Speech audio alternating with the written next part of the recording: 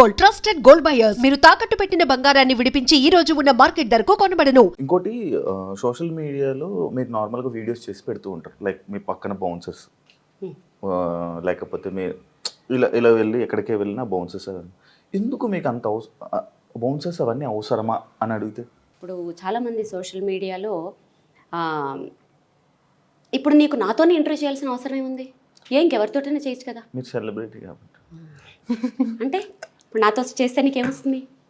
నాకు తెలియని డౌట్లు నేను తెలుసుకుందాము, నాకు నెక్స్ట్ పేరు వస్తుంది, ఫేమ్ వస్తుంది. ఎగ్జాక్ట్లీ. సో సోషల్ మీడియాని డెవలప్ చేసుకోవడంలో అదొక పార్ట్. ఎప్పుడు వీణ పట్టుకుని నడుచుకుంటూ పోతే జనాలు ఏం చూస్తారు, ఏం నడుస్తున్నాం అంటారు. ఏదో ఒక కొత్తదనం చూపించాలి. ఓకే, మనము ఒక సెలబ్రిటీలను కాదు కానీ నోన్ పర్సన్స్గా సోషల్ మీడియాలో ఉన్నప్పుడు, మనల్ని ఇంతమంది ఫాలో అవుతున్నప్పుడు, వాళ్ళకి మనం ఎంటర్టైన్మెంట్ ఇస్తున్నప్పుడు, మ్యూజిక్ పరంగానో దేని పరంగానో కొత్తదనం చూపిస్తూ ఉండాలి వాళ్ళకి. వాళ్ళ రిలాక్సేషన్ ఇప్పుడు మన వీడియోలు చూసి మనల్ని ఇంత ఇష్టపడుతున్నప్పుడు ఎప్పుడు అదే వీడియోలు అదే వీణ పట్టుకుని అక్కడే నడుస్తున్నట్టు అలాగే పెట్టలేను కదా. సో స్టార్టింగ్ ఇప్పుడు లోకల్లో ఎక్కువ క్రౌడ్ ఉంటే ఖచ్చితంగా ఎవరైనా బౌన్సర్లు తీసుకెళ్తారు, ఎందుకంటే క్రౌడ్ ఫోబియా కొంచెం ఎక్కువ ఉంది. సో ఈసారి సరే మీరు రండి, వాళ్ళని కూడా పెట్టండి, నడుస్తున్నవి కొంచెం కొత్తగా అనిపిస్తుంది కదా. దాని మీద ఒక మంచి ఒక ఫీల్ లాంటి మ్యూజిక్ వేసాం అనుకో, ఆ వీడియో బాగుంటుంది చూడడానికి. దాంట్లో ఉంది నథింగ్. ఎవరు చేసినా ఫైనల్లీ ఫేమ్ కోసం, కొత్తదనం కోసం, మన ఆడియన్స్ కోసం, జస్ట్ ఫర్ ఫీల్ అంతే. ఇంకొకటి మంచిగా అందరినీ మంచిగా చూసుకుంటారు. ఇందాక మీ వాళ్ళని కూడా మాట్లాడుతున్నప్పుడు నాకు అర్థమైంది. అండ్ అదే కాకుండా నేను సోషల్ మీడియాలో కూడా చాలా వీడియోస్ చూశాను. దివాళీ వస్తే దీపావళి సామాన్లు పంచుతారు మనతో. నేను లాస్ట్ టైం నాకు వేణు సార్ కూడా చెప్పారు, లైక్ 2 CR ఎంతో CR అయింది లారీ లోడ్ తీసుకుని అంటే చెప్పారు. అంత చెప్పలేదా? నేనే క్రియేట్ చెప్పింది ఇంటర్వ్యూలు ఎక్కువైపోయినప్పుడు మాట జారడం, ఆ నెంబర్ కన్ఫ్యూజ్ అవ్వడం పర్వాలేదు క్షమించండి. సపోర్ట్ చేయలేదు, మేడం గారు సపోర్ట్ చేశారు. Thank you madam. అయితే ఇంకొకటి, మీరు ఇంత మంచి చేస్తున్నారు, ఎందుకు మేడం సోషల్ మీడియాలో పెట్టడం అని అనేవాళ్ళు. ఇంకొకసారి క్వశ్చన్ అడిగావనుకో నీకు గట్టిగా పడతాయి. ఎందుకంటే చేసేవాడు ఎలాగో చేయడు, చేస్తున్న వాళ్ళని చూసి కామెంట్లు పెడతారు కదా కింద, కోపం వస్తుంది చూడు, కుడి చేత్తో చేసేది ఎడం చేత్తో తెలియకుండా చెయ్యండి అంటారు. పోనీ ఇలా పెడతామా? మనం ఏమన్నా కొనుక్కున్నప్పుడు అన్ని దొంగ సొమ్ములు దొంగ సంపాదన మీరే చేయకపోతే కొంచెం హెల్ప్ చేయొచ్చు కదా అంటారు. అవే నోర్లు. ఇప్పటికే పెద్ద సెలబ్రిటీలు పాపం చాలా పెద్ద పెద్ద హెల్ప్లు చేశారు మేమెంత. అలాంటి వాళ్ళు కూడా ఇప్పుడు ముందుకొచ్చి, ఫర్ ఎగ్జాంపుల్ మహేష్ బాబు గారు, ఆయన అన్ని హార్ట్ ఆపరేషన్స్ చేయించారని మనకి తెలియదు. ఇప్పుడు ఎందుకు బయట పెట్టారు? ఇలాంటి వాళ్ళ వల్ల. మొన్న ఏదో సునామీ వస్తే మీరు కోట్లు దొబ్బేస్తారా, మీరు చేయరా, వాళ్ళు చేశారో చేయరో వీళ్ళకి తెలియదు. పెడితే ఒక బాధ, పెట్టకపోతే ఒక బాధ. ఇదొక రీజన్. ఇంకొకటి ఏంటంటే, ఇప్పుడు నేను ఫర్ ఎగ్జాంపుల్ ఇప్పుడు నేను కొంతమందిని మేము దత్తత తీసుకున్నాం, వాళ్ళ అడ్రస్లు అవన్నీ పెడుతుంటాను. ఎందుకంటే ఎవరికొకరికి ఇలాంటి వాళ్ళకి ఏదో ఒక మూమెంట్లో 4 రూపాయలు ఉంటే వాళ్ళకి హెల్ప్ చేయాలనిపిస్తుంది కదా, వాళ్ళకి హెల్ప్ వెళ్తుంది కదా. సో మోస్ట్లీ నేను అలాంటివి కూడా పెడుతుంటాను. ఖచ్చితంగా మీరు షో ఆఫ్ అనుకున్నా ఏమనుకున్నా నేను చేసే ప్రతి పని సోషల్ మీడియాలో పెడతా, అది ఎవరికి నచ్చినా నచ్చకపోయినా. ఎందుకంటే మనల్ని చూసి ఆవిడ చేసింది కదా, మనం కూడా కొంచెం చేద్దాంలే అని చేసేవాళ్ళు కొంతమంది అయితే, ఓహో వీళ్ళు సంపాదించుకోవడం కాకుండా కొంచెం చేస్తున్నారులే అని కామెంట్ పెట్టడానికి కూడా భయపడతాడు వాడు. కింద ఇంకొకళ్ళు తిడతారు, ఓరి ఎదవా మొన్న చూసావు కదరా కొంచెం వాళ్ళకి హెల్ప్ చేయడం అని తిడతారు. సో ప్రూవ్ చేసుకోవాలి, ఎవరిది వాళ్లే చెప్పుకోవాలి శివాయి సోషల్ మీడియాలో. అంతేగాని ఇప్పుడు నువ్వు అన్నావని చెప్పి నేను ఎవరికి హెల్ప్ చేస్తున్నా చెప్పకుండా, నేనేదో ఆడి కార్లు కొనుక్కుని బెంజ్ కార్లు కొనుక్కుంటే తినండి దొంగ సొమ్ములు మంది సొమ్ములు ఇలా కామెంట్లు పెడతారు. లేదండి, మేము సమానంగానే చూసుకుంటాం అందరినీ, ఎంత సంపాదిస్తామో మా సాయశక్తిలో మేము అంతే దానం చేస్తాము, హెల్ప్ చేస్తాము, సోషల్ మీడియాలో పోస్ట్ చేస్తాం. కోపం ఎక్కువ భయంకరంగా అర్థమైంది. కొన్నిసార్లు ఆ కోపాన్ని భరించడం చాలా కష్టం. కొన్నిసార్లు ఎక్స్ప్రెషన్స్ బట్టి నేను గుర్తుపడుతుంటాను. అప్పుడప్పుడు మీకు కోపం నువ్వు గుర్తుపట్టడం ఏంటి? అందరు గుర్తుపడతారు, చంద్రముఖే వచ్చేస్తుంది. ఎస్. అండ్ ఇప్పుడు దాకా చాలా నేను అడిగాను, అండ్ ఇప్పుడు నేను ఇక్కడ ఉన్న విషయాల గురించి నేను తెలుసుకోవాలనుకుంటున్నాను. అంటే నువ్వు మధ్యలో వస్తావా లేదా టెస్ట్ చేశాను, ట్రై చేశాను. And thank you so much Veena గారు, నాకు ఈ అవకాశం, మంచి అవకాశం, మీతో మాట్లాడే అవకాశం ఇచ్చినందుకు. ఇక్కడ నుంచి వీడియోని హ్యాండిల్ చేస్తుంది. Thank you so much. Okay. అమ్మయ్య, పీడ పోయింది. థ్యాంక్ యూ అండి. ఇది దీని గురించి మనం వెళ్ళిపోదాం ఇప్పుడు వీటిలన్నిటి గురించి మాట్లాడుకుందాం వెళ్ళొచ్చు ఇంకా కదా కదా సైలెంట్ వెళ్ళిపోతుంటే పాప ఉండని యాక్చువల్లీ మనసులో అనుకోవాల్సింది బయటకు వచ్చేసింది, ఏం చేస్తాం అప్పుడప్పుడు ఇలా అవుతూ ఉంటుంది. సరే, ఒకటికి 4-5 వీణలు కనిపిస్తున్నాయి ఎటువైపు చూసినా కూడా. నాకు అనిపిస్తుంది ఒక్కొక్కటి ఇంత అద్భుతంగా మీరు అరేంజ్ చేసుకొని ఇంత ప్రీషియస్ గా చూసుకుంటున్నారంటే ఒక్కొక్క వీణ వెనకాల ఒక్కొక్క అంటే రీజన్ ఏదైనా ఉండొచ్చు అని చెప్పి అనిపిస్తుంది. అసలు వీటి వెనకాల ఏదైనా రీజన్ ఉందా? ఒక్కొక్క వీణ ఒక్కొక్కటి స్పెషల్. ఒక్కసారి ఇంకా ఇవి కాదు, ఇంకా నేను మ్యూజిక్ రూమ్ లో ఇంకా ఉన్నాయి, ఫామ్ హౌస్ లో ఇంకో 4-5 వీణలు ఉన్నాయి. ఒక్కొక్కటి ఒక్కొక్క ప్రత్యేకత. ఇది నా ఫస్ట్ వీణ. నేను 2nd క్లాస్ లో అవును జాయిన్ అయ్యాను. 3rd క్లాస్ లో కొన్నారు వీణ. అప్పుడు 2300 ఎంతో నా బాగా గుర్తు. సో ఇప్పుడు 60,000, 70,000, 80,000, ₹1,00,000, ₹1,50,000 అసలు ఇక అసలు హద్దులేవన్నమాట. సో ఇలాంటి వీణలు ఇప్పుడు అది వర్క్ చేస్తుందా? అయ్యో అన్నిటినీ వాడతాను. ఇప్పుడు మీరు అది వాడుతున్నారు అయితే? అన్ని వాడతాను, వాడకుండా ఏ వీణని పెట్టను. ఓకే, నేను అందరికీ చెప్పేది అదే, వీణలు కొనుక్కొని అలా షోకేసులో పెట్టి దుమ్ము పట్టనివ్వకండి. అన్ని వీణలు వాడతాను నేను. సో స్ట్రింగ్స్ మారుస్తూ ఉంటాను, అన్ని వాడుతూ ఉంటాను. ఇది మా హస్బెండ్ నాకు ఒక 17 years బ్యాక్ అనుకుంటా గిఫ్ట్ చేసిన మినియేచర్స్. ఇవన్నీ చెన్నైలో కొన్నాం అనమాట. కొంటే అప్పటి నుంచి అలా కంటిన్యూ అవుతూ వస్తున్నాయి. అంటే స్పెషల్ గా చేయించడమా లేదంటే బై చేయడం? మ్యూజిక్ షాప్ లోనే కొన్నాం. ఓకే, మరి ఇది అవన్నీ నార్మల్ తయారు చేయించుకున్న వీణలు అవన్నీ. ఆల్మోస్ట్ అన్ని మీరు రెడీ చేయించుకున్నవేనా? అంటే రెడీమేడ్ కూడా ఉంటాయి. ఇవి అన్ని నేను కొంచెం మ్యానుఫ్యాక్చరింగ్ చేయించుకున్నది. టోన్ కోసం నాకు ఎలా కావాలి అదంతా చెప్పి చేయించుకున్న వీణలు ఇవన్నీ. కొన్ని డిటాచబుల్ వీణలు ఉన్నాయి, కొన్ని నేను డిజైన్ చేసుకున్న వీణలు ఉన్నాయి, చాలా వీణలు ఉంటాయి. కొన్ని వీడియోలో మీరు చూస్తూ ఉంటారు. అవును, నేను ఫాలో అవుతుంటా కదా రెగ్యులర్ గా మిమ్మల్ని. ఇప్పుడు ఖచ్చితంగా ఎవరి వృత్తి వాళ్ళకి దైవంతో సమానం. ఇంకా మనకు ఇదంటే మన ట్రెడిషన్ వీణ అంటే ఖచ్చితంగా కొన్ని రూల్స్ అండ్ రెగ్యులేషన్స్ ఉంటాయేమో అనిపిస్తుంది. నిజంగా వీణ పట్టుకోవడానికి ముందు నుంచి కూడా, ప్లే చేయడానికి ముందు నుంచి కూడా ఖచ్చితంగా ఏమైనా రూల్స్ ఉంటాయా? బేసిక్ గా అంటే ఇప్పుడు చాలా మంది పిల్లలు ట్రై చేయాలని చూస్తున్నారు, వాళ్ళకి కొంచెం నేర్చుకోవడానికి ఈజీగా ఉంటుంది ఏంటి అనేది. అంటే సంప్రదాయాల గురించి అంతే, సెంటిమెంట్స్ ఇప్పుడు అవన్నీ వర్కౌట్ అవ్వవు, అస్సలు వర్కౌట్ అవ్వవు. ఒకప్పుడు అలా నిష్టంగా ఉండేవారు, ఇప్పుడు కష్టం. ఇప్పుడు అది ఏమి లేదు. మన ఇంట్లో మెంబర్ ఎంతో, ఈవెన్ కూడా మన కూతురో చెల్లో అనుకుంటే ఏ ప్రాబ్లం ఉండదు. సో అలాంటి సెంటిమెంట్లు పట్టుకుంటే అవ్వదు.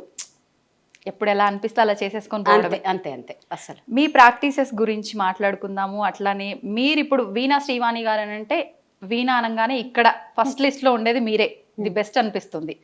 మరి దీని వెనకాల నిజంగా ఎంతో కష్టం ఉంది, అది కనిపిస్తుంది. ఒక్కసారి మీ మాటల్లో విందామని. నేనే కాదు, మస్తు మంది విద్వాంసులు ఉన్నారు, వాళ్ళ ముందు నేను నథింగ్. కాకపోతే ఏంటంటే ఆ విద్వాంసుల విద్య వేస్ట్ అయిపోకూడదు. అంటే ఇప్పుడు ఎస్పి బాలసుబ్రహ్మణ్యం గారు ఉన్నారు, ఆయన వెళ్ళిపోయారు. మళ్ళీ ఆ టెక్నిక్స్ అవన్నీ ఎట్లా? సో అలాగే ఇప్పుడున్న విద్వాంసుల దగ్గర విద్య అంతా వేస్ట్ అయిపోకూడదు. మహా విద్వాంసులు ఉన్నారు, వాళ్ళ ముందు నేను అసలు ఎంత కూడా కాదు. ఆ విద్య అంటే ఈ పిల్లల్ని ఇప్పుడు నేను వాయిస్తుంటే చూస్తారు, నేర్చుకోవాలంటారు. అప్పుడు ఏం నేర్చుకోవాలి? ఫస్ట్ క్లాసికల్ నేర్చుకోవాలి. అంతే కదా. అప్పుడు ఆ విద్వాంసుల దగ్గరికి వెళ్ళి, ఆ గురువుల దగ్గరికి వెళ్ళి నేర్చుకుంటారు వాళ్ళు. సో దానికోసం ఈ నెక్స్ట్ జనరేషన్ని అట్రాక్ట్ చేయడానికి మాత్రమే నేను చేస్తున్న ఈ ప్రయత్నం. సో ఆ ప్రయత్నంలో చూసుకుంటే కొంచెం నేను మీడియా నుంచి వచ్చాను కాబట్టి ఆ టెక్నిక్స్ అన్ని నాకు తెలుసు కాబట్టి ఏం చేసేదానంటే, మనకి ఇప్పుడు ఫెస్టివల్స్ వస్తే వినాయక చవితి వస్తే వినాయక చవితి స్పెషల్ ఎపిసోడ్ వేస్తారు. అట్లా 2015లో ఏం చేసేదాన్ని, పాటలు ఎందుకు అలా వాయించకూడదు?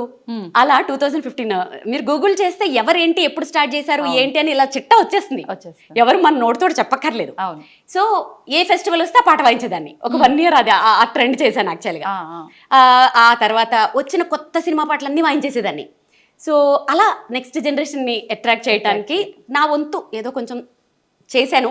కొంచెం వర్కౌట్ అయింది. ఇప్పుడు కొంచెం వచ్చి అందరూ మాట్లాడుతుంటే అమ్మయ్య హ్యాపీ అనిపిస్తుంది. కొంచెం మస్తు వర్కౌట్ అయింది. ఇబ్బంది అనిపించిందా అంటే ఆ 1 year మీరు కొంచెం రొటీన్ గా కాకుండా డిఫరెంట్ గా ట్రై చేస్తున్నాను? ప్రాక్టీస్లో అవసరం చాలా. ఎందుకంటే కొన్ని అంటే నేను అన్ని శృతుల్లోనూ వాయించేస్తాను పాటలు. ఒక శృతుల్లో వాయించాను, అన్ని శృతుల్లోనూ వాయించేస్తాను. అది కష్టం యాక్చువల్గా. దానికోసము ఇంకొకటి ఏంటి తెలుసా, స్టేజ్ షోలు అనేవి ఎంత కష్టం అంటే మనకి ఎందుకు కూర్చొని చాలా జడ్జి చేసేస్తాం. అవును, మానిటర్స్ లేకపోయినా కొన్ని స్టేజ్ల మీద ఏం చేస్తారంటే డిమ్ లైట్లు ఇలా ఆపి వెలిచి చేస్తుంటారు, కళ్ళు కనిపించవు సడన్ గా. సో అప్పుడు ఏం చేసేదానంటే నరసింహ సినిమాలో రమ్యకృష్ణలాగా 4 ఏళ్ళు ఒకే రూమ్ లో లైట్లు ఆఫ్ చేసి చీకట్లో ప్రాక్టీసు, డిమ్ లైట్ లో ప్రాక్టీసు, సౌండ్ వినిపించకపోయినా ప్రాక్టీసు, మానిటర్స్ పెట్టుకుని ప్రాక్టీసు, వెనక పెట్టి ప్రాక్టీస్, మానిటర్స్ ముందు పెట్టి ప్రాక్టీసు. అట్లా అసలు స్టేజ్ మీద ఎటువంటి అట్మాస్ఫియర్ వచ్చినా సౌండ్ వినిపించకపోయినా సరే వాయించేటట్లుగా అలా ప్రాక్టీస్ చేశాను. నిజంగా ఎంత కష్టం అనిపిస్తుంది వింటుంటేనే. ఇప్పుడు ఇంత కష్టపడి మీకు మీరు అంటే లైట్ లేకుండా ఇన్ని రకాలుగా ట్రై చేశారంటే ఏదో ఇబ్బంది వస్తేనే ట్రై చేసి ఎగ్జాక్ట్లీ. ఒక షోలో నేను ఫేస్ చేశాను, 1-2 షోల్లో. అప్పుడు అంటే స్టార్టింగ్ స్టేజ్ లో 2015 అప్పుడు అమ్మో ఇది ఇలా వర్కౌట్ అవ్వదని చెప్పి ఇంకా ఆ రూమ్ ని అసలు పెద్ద లైట్లు పెట్టి, చిన్న లైట్లు పెట్టి, డిమ్ లైట్లు పెట్టి, లైట్లు ఆఫ్ చేసి అబ్బా రకరకాలు. ఇప్పుడు ఏంటంటే ఏ స్టేజ్ మీద ఏం సౌండ్ నాకు ఇబ్బంది వచ్చినా ఏం ఫరక్ పడదు అనమాట. సో ప్రాక్టీస్ వెళ్ళిపోతూనే ఉంటుంది. అంటే ఇదంతా అనుభవంతో వస్తుంది. ఎగ్జాక్ట్లీ. ప్రాక్టీస్ అంతే. గంటలు ప్రాక్టీస్. శృతి అన్నారు, నిజంగా ఈ శృతులు, పల్లవులు, స్వరాలు ఇవన్నీ అయితే మాకైతే ఏం తెలియదు. మీరు అలా వాయిస్తుంటారు, మీ కష్టం కూడా మాకు కనిపించదు, మేము ప్రశాంతంగా వింటూ ఉంటాము. ఇప్పుడు అంటే వెళ్ళాల్సిన శృతి ఒకటి ఉండి అది ఇలా వెళ్తే బాగుంటుంది అనిపించి సడన్ గా శృతి చేంజ్ చేసుకునే అవకాశాలు ఏమైనా ఉంటాయా వీణ వాయించడంలో? ఉంటాయి, ఎందుకుండా ఉంటాయి. అది కూడా ప్రాక్టీస్ వల్లే సాధ్యమా? అవన్నీ ప్రాక్టీస్ వల్లే. ఇప్పుడు కొంతమంది ఉంటారు, ఒక పాట ఎఫ్ స్కేల్లో పాడతారు, ఒక పాట సి స్కేల్లో పాడతారు, ఈ లోపల ట్యూన్ చేసుకుంటారు, ట్యూన్ చేసేసుకుని ఆ స్కేల్లో మార్చుకుంటూ ఉంటారు. ఆల్మోస్ట్ అందరూ ఇప్పుడు ఏమైపోయిందంటే ట్యూనింగ్స్ కష్టం అయిపోతున్నాయి కాబట్టి ఒకే స్కేల్లో వాయించేస్తుంటారు అందరూ. ఎందుకు వచ్చింది ఇప్పుడు దీని అంటే ట్రాన్స్పోజ్ చేసుకోవచ్చు. ఇట్లా transpose in the sense keyboard transpose వేరు, ఇది వేరు.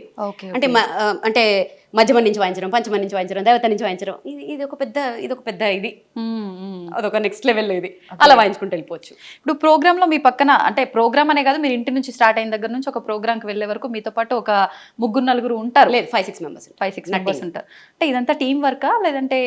Team work. Okay, team work అంటే లేదు, team work in the sense నేను ఫస్ట్ టీమ్ తో ప్లే చేశాను చాలా రోజులు. ఇక్కడ ఏమనాలంటే టచ్ వుడ్, అది కూడా చాలా హ్యాపీ నాకు. ఏమైందంటే వాళ్ళకి అవకాశాలు రావడం, సేమ్ టైంలో నాకు ప్రోగ్రామ్ పడ్డం, అలా 2-3 షోస్ వదిలేసుకున్నాను నేను. ఓకే. అప్పుడేమనిపించిందంటే యాక్చువల్గా నాది మైల్డ్ ఇన్స్ట్రుమెంట్, దీనికంత హెవీ ఇన్స్ట్రుమెంట్స్, డ్రమ్స్ అవసరమే లేదు.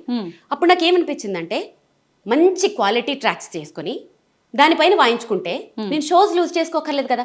నన్ను ఏ షో వాళ్ళు అడిగినా బ్యాండ్తో అడగరు, మీరు వాయించండి చాలానే అంటారు. వేరే బ్యాండ్ సింగింగ్ వేరే ఉంటుంది, వాళ్ళకి కంపల్సరీ కావాలి. నా మైల్డ్ ఇన్స్ట్రుమెంట్ అసలు అంత అవసరం లేదు, మైల్డ్గా ఉంటే చాలు. సో ఇప్పుడు నేను ఏం చేశానంటే మెయిన్ క్వాలిటీ ట్రాక్స్ ప్రిపేర్ చేసుకుని దాని మీద వాయిస్తుంటాను. బ్యాకప్ కింద కీబోర్డు, బేస్ గిటార్ ఉంటుంది అంతే. నాకు ఇప్పుడు మ్యూజిషియన్స్ లేకపోయినా కూడా నేను అసలు ఏది ఆగక్కర్లేదు, చక్కగా నేను నా షో చేసేసుకోవచ్చు. ఇది కూడా అనుభవమే మళ్ళీ. నిజంగా ప్రతిదీ అనుభవం లేదే. ఎందుకంటే ఒక టీం మీద ఆధారపడిపోయినప్పుడు ఆ టీం కొంచెం కుదరకపోతే, ఎవరికైనా బాగోకపోతే షో ఆగిపోతుంటుంది. అది నేను అంత రిస్క్ చేయలేను. అందుకని ఇప్పుడు టీం వర్క్ మీరు ఒక్కరంటే మీకు ఆల్రెడీ ఎక్స్పీరియన్స్ ఉంది అండ్ మీరు ప్రాక్టీస్ చేస్తూ ఉంటారు కాబట్టి ఎక్కడ ఏ ఇబ్బంది వచ్చినా అక్కడికక్కడ మీరు అల్లుకుపోగలరు. ఇంతమందితో వర్క్ చేస్తున్నప్పుడు ఒకవేళ సడన్ గా ఎవరైనా వచ్చి అంటే ఆ ఈవెంట్ కి సంబంధించిన వాళ్ళు ఈ సాంగ్ మాకు పర్టికులర్ గా వీళ్ళకు డెడికేట్ చేయడం కోసము అలా కావాలి అన్నప్పుడు, టీం వర్క్ అన్నప్పుడు ఒకరు ఒకలా అలా ఏముండదా? లేదు, ఇప్పుడు ఎవరు అలా అడగట్లేదు. ఒకప్పుడు ఆర్కెస్ట్రా వాళ్ళు ఉన్నప్పుడు ఒక 30 years బ్యాక్ ఎన్ని పాటలు, 1000 పాటల దాకా వాళ్ళు చేసేవారు. ఇప్పుడు ఏంటంటే సోషల్ మీడియాలో వచ్చేసాయి, పర్ఫెక్షన్ చాలా అవసరం. సో ఈ షోకి ఇన్ని సాంగ్స్ అని పెట్టుకుంటాం మేము. 1-2 అడిగితే వాయిస్తాము, ఆల్మోస్ట్ అవి మా లిస్ట్ లోనే ఉంటాయి. సో అప్పటికప్పుడు అంటే నేను రిస్క్ చేయను, వీళ్ళు రెడీగా ఉండరు, వాళ్ళ ముందు మేము అది చేయలేం. సో కరెక్ట్ గా ప్రిపేర్ అయ్యి పర్ఫెక్ట్ గా ప్రజెంట్ చేస్తాం. ఎంతసేపు ఉంటుంది ఒక ప్రోగ్రామ్ కి మీ ప్రెజెంట్? 1.5 hours. ఎన్ని ప్లే చేస్తారు ఆ టైంలో? 23-24 సాంగ్స్ వస్తాయి. వామ్మో, అవునా? ఏదో 2-3 అనుకుంటున్నాం మేము. 2-3 ఎట్లా? 23-24 సాంగ్స్ వస్తాయి. అంటే కంటిన్యూ ప్లే చేస్తూనే ఉంటారు అంతే. ఇంకా 2 hours రిక్వెస్ట్ చేసే వాళ్ళు కూడా ఉంటారు. అవైతే ఇంకా 30 వాయించాల్సి వస్తుంది. మొన్న రీసెంట్ గా షోలో మన సీఎం స్టాలిన్ గారి వైఫ్ వచ్చి కూర్చున్నారు కదా, అప్పటికి నా 1.5 hour అయిపోయింది యాక్చువల్ గా. వారు వచ్చి కూర్చుంటే ఇంకా 1 hour వాయించాను ఎక్స్ట్రా. అసలు వారు అసలు కదలట్లేదు, అలా ఎంజాయ్ చేసి వింటున్నారు. సో అప్పుడు అలాంటివి ఇంకా పెద్ద కచేరీలు అయితే. Okay, super. ఈ మధ్య నేను మీది ఒక రీల్ చూసిన తర్వాత నాకు ఖచ్చితంగా ఏ రోజు ఇంటర్వ్యూ చేసినా ఇది అడగాలనిపించింది. ఈ మధ్య ఫ్లైట్లకు సంబంధించిన ఇష్యూస్ వచ్చిన తర్వాత మీరు ఒక ప్రోగ్రామ్కి వెళ్ళాల్సింది, వెళ్ళలేకపోతున్నాను అని ఆల్మోస్ట్ ఏడ్ చేశారు. ఒకసారి దాని గురించి. అది ఎందుకు ఏడ్చానంటే అవతల ఎవరైతే ఉన్నారో వాళ్ళు ఖచ్చితంగా నాకు ఆ ఫ్లైట్ క్యాన్సిల్ అవుతుంది అని ఐడియా ఉన్నప్పటికీ అవ్వదు పాపం వాళ్ళు అప్పటికి మార్నింగ్ ఫ్లైట్ క్యాన్సిల్ అయితే నెక్స్ట్ ఫ్లైట్కి బుక్ చేశారు. నెక్స్ట్ ఫ్లైట్ బుక్ చేస్తే ఇంకా వాళ్ళకి ఇంటిమేషన్ రాలే. సో వాళ్ళకి తెలుసుకునే లోపల టికెట్స్ అయిపోయాయి. లిటరల్గా ఆయన వాయిస్ ఉంది, మీకోసమని స్పెషల్గా డిజైన్ చేసుకున్నాను, మీకోసం ఎన్ని అరేంజ్మెంట్స్ చేశాను అని ఇంకా ఆయన గొంతు ఇంకా లిటరల్గా ఏడుస్తున్నారు. అది వినంగానే ఎంత బాధ అనిపించిందంటే, సో ఇప్పుడు నెక్స్ట్ మంత్ కూడా నాకు అలాంటివే ఉన్నాయి. దేవుణ్ణి ప్రే చేస్తున్నాను. అందరికీ నా షో అంటే టచ్ వుడ్ నా అదృష్టం ఏంటంటే అందరూ మీ షో కావాలి, పర్వాలేదండి మేము ఆగుతాము, 1 గంట లేట్ అయినా పర్వాలేదు వచ్చేసేయండి, ఆ ఫ్లైట్ ఉంటుంది అదంటారు. దాని తర్వాత కొంచెం నేను రిస్క్ చేయట్లేదు, కొంచెం నో అని చెప్తున్నాను. యాక్చువల్లీ చాలా బాధ అనిపించింది. ఆయన గొంతు వినేటప్పటికీ ఏడుపు వచ్చేసింది నాకైతే. అరే ఎంత నా షో కోసం వాళ్ళు ఎన్నో ఎక్స్పెక్టేషన్స్ పెట్టుకుంటారు, ఎంత అదృష్టవంతురాలి కదా. అంత పెద్ద పర్సన్ నా కోసము నా షో కోసం అంత డల్ అవడం అంటే అంత అదృష్టం ఎవరికి వస్తుంది? నేనేం విద్వాంసరాలు కాదు. అలాంటి ఆప్యాయత కానీ అలాంటి నేమ్ కానీ తెచ్చుకోవాలంటే ఎంత అదృష్టం. దానికి ఆనందము ఆయన మాటలు బాధో ఏదో తెలియలేదు కానీ ఎమోషనల్ అయిపోయాను ఆ రోజు. నిజంగా అంటే చాలా మందిని బాగా ఎమోషనల్ గా మీరు అలా నేను చాలా ఎమోషనల్, చాలా సెన్సిటివ్. ప్రతి చోట కాదు, ఎక్కడ స్ట్రాంగో అక్కడ భయంకరంగా స్ట్రాంగ్, కానీ వెరీ అఫెక్షనేట్ అనమాట. అంటే ఎంత చాలా ప్రేమ నాకు, ప్లస్ వెరీ సెన్సిటివ్. ఎంత సెన్సిటివ్ అంటే కొంచెం మంది ఏమైనా బాధపడినా కూడా నేను తట్టుకోలేను, కానీ స్ట్రాంగ్ విషయాల్లో కూడా అంతే. అమ్మో మేము చూసాంగా ఈ మధ్య. Exactly, stubborn. సరే, ఇప్పుడు మీకు వీణ అంటే ప్రాణం, ఎక్కడ చూసినా అవే. బాగుంది, ఎందుకని లాకెట్ రూపంలో మీరు చాలా సార్లు చెప్పారు అన్నారు, ఇక్కడ కూడా ఉండాలి. ఎందుకని అంటే అది ఐడెంటిటీ కోసమే. వీణ అనే పేరు గుర్తు రావాలి, నా పేరు చూస్తే వీణ గుర్తు రావాలి. సో ఇక్కడ కూడా ఇలా అదొక ప్యాషన్ తోటి దాంట్లో ఉండిపోతే నీకు ఎక్కడ చూసి నీకు అవే కనపడతాయి. అదొక ట్రాన్స్లో ఈ 10 years నుంచి నేను అక్కడే ఉన్నాను. ఇంకొకటి ఏంటంటే, ఇప్పుడు నాకు ఏమైనా షో ఉందంటే, ఎల్లుండే షో ఉన్నా సరే ఎక్కడికి బయటకు వెళ్ళను. ఎందుకంటే ఈ రూమ్ లోంచి ఈ అంబియన్స్ లోంచి బయటకు వెళ్తే మళ్ళీ ఇక్కడికి రావడానికి టైం పడుతుంది. సో ఇక్కడే ఇలానే ఉంటాను. ఆల్మోస్ట్ నా ప్రపంచం చాలా చిన్నది. నా చుట్టూ ఒక రింగ్ ఉంటుంది, ఆ రింగ్ లోపల హార్డ్లీ ఒక 10 మంది ఉంటారు అంతే. ఆ రింగ్ లోపలికి ఎవరు రాలేరు, మీరు క్రియేట్ చేసుకున్నారు. ఎగ్జాక్ట్లీ రావాలి అని అంటే వాళ్ళు నెక్స్ట్ ఇంకా అది వాళ్ళకి చాలా నేను స్టాంప్ వేయాలి. సో నా ప్రపంచం చాలా చిన్నది, క్యూట్, స్వీట్, అందమైనది. సో దాంట్లో ఇది ఎలా ఉంటే ఆ స్టాంప్ పడుతుందో ఏమన్నా చిన్న హింట్? అది అలా చెప్పలేను. కొన్ని రోజులు జర్నీ చేస్తూ ఉంటే స్టడీ చేసిస్తాను. వీళ్ళు మనకి సెట్ అవ్వరు అని. అసలు హానెస్ట్గా ఉండాలి first of all, like kind ఉండాలి, చాలా ఉంటాయి దాంట్లో. వీళ్ళు మనకి సెట్ అవుతారు అని అనిపిస్తుంది ఆ వేవ్ లెంత్ ట్రావెల్ చేస్తూ ఉంటాను. అప్పుడు తెలుసు. నేను మీ లాస్ట్ టైం ఇంటర్వ్యూ ఒకటి చూసిన తర్వాతే నాకు అనిపించింది, అంటే మంగళసూత్రాలు అంటే చాలా పవిత్రంగా భావించే ఆడవాళ్ళు మంగళసూత్రాన్నే 1 సెకండ్ ఆలోచించకుండా తీసి చేతిలో పెట్టేశారు మీరు. ఎందుకని అంటే పెట్టేశాను? మీ ఆయనకే పెట్టారు. పసుపు కొమ్ము కట్టుకుని తీసేసాను, అలా తీను. అప్పటికి సెంటిమెంట్ గా భావిస్తాం చాలా వరకు. ఎందుకు భావించాం? పసుపు కొమ్ము ఈక్వల్ టు అదే. సో అది గోల్డ్ అవసరం కాబట్టి వెంటనే పసుపు కొమ్ము కట్టుకుని అది ఇచ్చాను. అది గోల్డ్ కాబట్టి అసలు చాలా మంది అనుకుంటారు మంగళసూత్రం తీసేస్తుంది ఏంటి. నాకు సైనస్ సర్జరీ అయినప్పుడు ఆయన తీయమన్నప్పుడే ఆయన ఉండి తప్పదులే అంటే ఇక అది హాస్పిటల్ కాబట్టి తప్పదు కాబట్టి ఇంకప్పుడు తీసాను. కానీ మెట్టెలు ఒకటి అది అసలు అది మళ్ళీ వేసుకునే టైము, తీసే టైంలు మంచివి కూడా ఉంటాయి యాక్చువల్లీ. సో నేను అసలు అంటే ఇప్పుడు ఉన్నాయా మీకు మంగళసూత్రాలు? What are you talking darling? అంటే ఎప్పుడు నాకు డౌట్ ఉంది, ఎవరో సంగతి పక్కన పెడితే మా అత్తమ్మ బయటికి చూపించద్దంటది, దిష్టి తగులుతుంది అస్సలు. ఓకే మా అత్తమ్మ మాటలు అంటే నాకు చాలా స్టాంప్ అనమాట. ఆవిడ ఏదంటే అది మంగళసూత్రం బయట ఎవరికి చూపించద్దు అంటారు. అందుకని బేసిక్గా అంటే మీరు తప్పుగా అనుకోవద్దు, ఇంతసేపటి నుంచి నేను చూసినా కూడా నాకు ఎక్కడ కొంచెం కూడా అట్లా ఉన్నట్టు కనిపించలేదు. అంత భద్రంగా ఎలా భద్రపరిచారు మీ ఆయన్ని? మా ఆయన కాబట్టి. మీ ఆయనేనండి, ఆ టెక్నిక్స్ చెప్పండి మాకు, మేమైతే తీసేసి తిరగాల్సి వస్తుంది. మీ ఆయన ఎలా భద్రపరుచుకున్నారు? మా ఆయన్ని ఫ్రిడ్జ్లో పెట్టచ్చా? అబ్బా చెప్పేసింది ఆల్రెడీ, ఫ్రిడ్జ్లో పెట్టుకొచ్చిందంట. చల్లగా ఉండాలంటారు కదా. అక్కడి నుంచి శివేదో హింట్ ఇస్తున్నాడు. అడగనా? శివ అడగమన్నా అడుగుతున్నాడు, నీ మంగళసూత్రాలు ఏవి అని అడగమంటున్నాడు. వద్దు, అందుకే ముందు జాగ్రత్తగా, నాకు తెలుసు వెనకాల నుంచి ఏదో ఇస్తాడని. శివ వచ్చేసింది, శివ నీకు వచ్చేసింది ఆన్సర్. సో నువ్వు ఫ్రిడ్జ్ లో పెట్టొచ్చావు. అమ్మ నేను పెట్టుకోలేదు. అంటే ఆయన బాగుండాలని మనం ఇక్కడ అనుకుంటే సరిపోతుంది, ఇక్కడ వేసుకొని తిరగాల అని నా ఉద్దేశం. ఇంకా లాగద్దు, తెగుతుంది.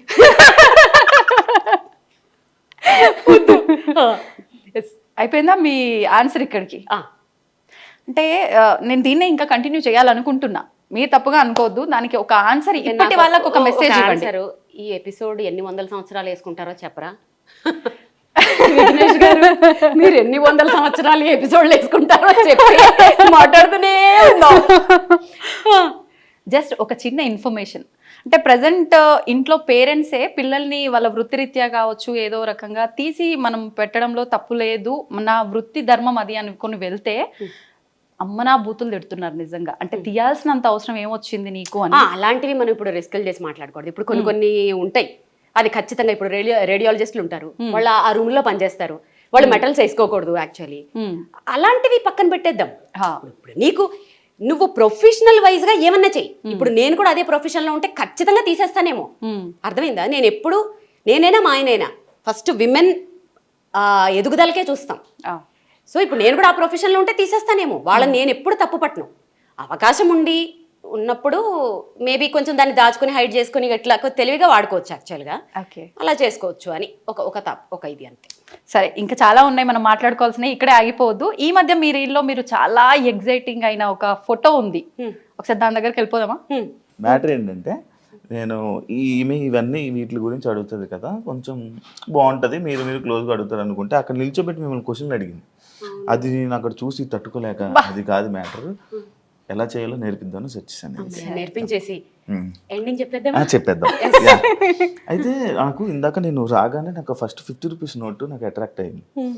ఎందుకు 50 రూపీస్ నోట్ అలా పెట్టుకుని అక్కడ డేట్ అది, యాక్చువల్లీ దాని వెనకాల ఒక స్టోరీ ఉంది. ఇప్పుడు మళ్ళీ నేను అదే అడిగాను.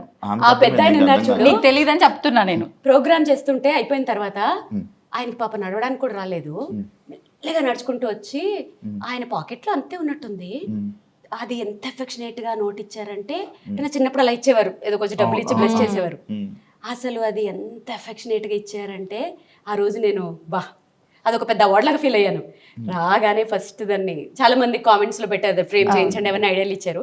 సో అలా ఫ్రేమ్ చేయించి దాన్ని అలా గుర్తుగా పెట్టుకున్నాను. కానీ ఒక ఆర్టిస్ట్గా ఒక ఫేమ్ ఒక పొజిషన్లో ఉన్న వాళ్ళకి ఇలా తక్కువ డబ్బులు ఇస్తే ఒక్కలా ఫీల్ అవుతూ ఉంటారు. కానీ మీరు అది అలా ఫీల్ అవ్వకుండా అలా నోటు పెట్టుకున్నారు. అసలు నేను ఎలా మీకు అంటే మీకున్నది, బట్ వేరే అదే ప్లేస్లో ఇంకొక వేరే వాళ్ళు ఉంటే కొంచెం అది వాళ్ళ ఐక్యూ లెవెల్స్, వాళ్ళ ఐక్యూ లెవెల్ మీద డిపెండ్ అయ్యి ఉంటుంది. ఆయన ఆ ప్లేస్ లో రూపాయి ఇచ్చినా కూడా అలాగే చూసేదాన్ని. ఎందుకంటే ఆయన ఇచ్చింది డబ్బులు కాదు కదా, ఆయన బ్లెస్సింగ్స్ ఇస్తూ ఇచ్చారు. 1 రూపీ ఇచ్చినా అలాగే దాచుకునేదాన్ని దాన్ని. సూపర్.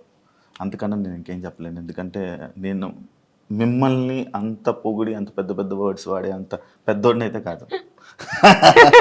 చూడు అనాల్సి ఓకే. ఇది వెంకటేశ్వర స్వామి గారు, ఇది తిరుపతి కచ్చపి అని ఆడిటోరియం లాంచింగ్ అప్పుడు నేనే నా షో తోట లాంచ్ అయింది. సో ఇది అప్పుడు పర్ఫామ్ చేసినప్పుడు నాకు వచ్చింది. ఇది ఇత్తడా? అది కంచు ఇత్తడు, అది గిఫ్ట్. ఇక్కడ ఉన్న గిఫ్ట్స్ ఇవన్నీ అవార్డ్స్ గిఫ్ట్స్. ఓకే. పైనది Srimathi Andhra Pradesh, Mrs AP runner up కదా. ఇది తెలుగులో అదే మిసెస్ ఏపీ, శ్రీమతి ఆంధ్రప్రదేశ్. అప్పట్లో ఒక సంచలనమైన ప్రోగ్రామ్ అది. అసలు మీ గురించి నేను తెలుసుకోవాలనుకుంటే ఈ 2 hours ఇంటర్వ్యూ అయితే సరిపోదు. Thank you so much. Thank you very much. Thank you so much. Okay, నా జన్మ ధన్యం అయిపోయింది. నేను కూడా ఈ చైన్ ఫ్రీ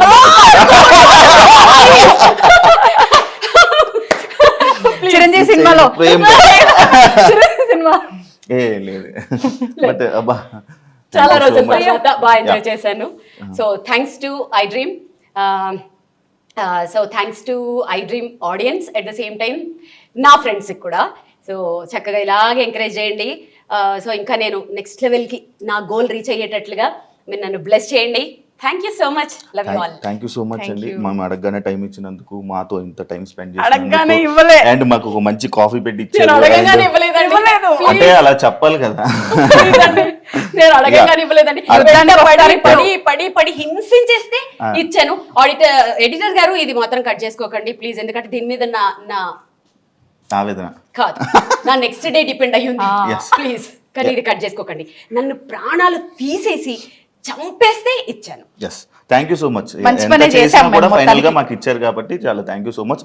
అండ్ మీరు ఇలానే ఈ వీణ గురించి దీని గురించి ఇంకా ఎక్స్ప్లోర్ చేసి ఇంకా వరల్డ్ వైడ్లోనే చాలా షోస్ని పెర్ఫామ్ చేయాలని మన తెలుగు ఆడియన్స్ని అందరినీ ఇలానే ఎంకరేజ్ చేసి ఏ and not వాళ్ళందరినీ only తెలుగు, ఎంటర్టైన్ చేసి అందుకు చాలా లాంగ్వేజెస్ ఫ్రెండ్స్ ఉన్నారు, తెలుగు, తమిళ, కన్నడ, మలయాళం, హిందీ, అంటే మరాఠీ, నాకు ఆ గుజరాతీ. భాషలు రావు కాబట్టి నేను వాళ్ళందరినీ తెలుగు కూడా audience ఎంటర్టైన్ చేయాలి. అందరినీ ఎంటర్టైన్ చేయాలని మనస్ఫూర్తిగా కోరుకుంటున్నా. Wish you all the best. Thank thank you. You so much. Thank you so much. Thank you so Thank much. you. చూసారు కదా ఎపిసోడ్, మీ అందరికీ నచ్చింది అనుకుంటా ఈ ఇంటరాక్షన్ అండ్ ఈ చిట్ చాట్.